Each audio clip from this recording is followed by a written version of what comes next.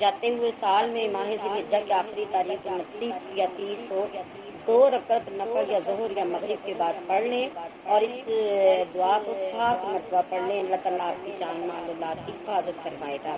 اعوذ باللہ من الشیطان الرجیم. بسم اللہ الرحمن الرحیم.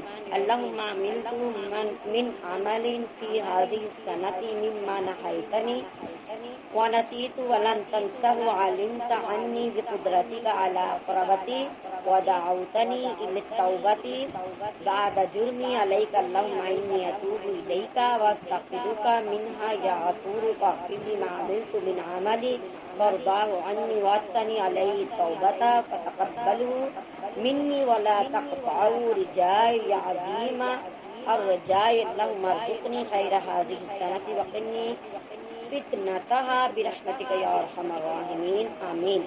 جو یہ دعا پڑھ لے سن لے تمام سال اسے ناگہانی آفتوں اور بلاؤں سے اللہ تعالیٰ محفوظ فرمائے گا. سورہ ملک کو پڑھ لیجئے گا. اللہ آپ کو اور ہم سب پہ اپنا فضل و کرم کرے. یکم محرم جو ہی آئے تو آپ نے صدقہ ضرور دینا ہے.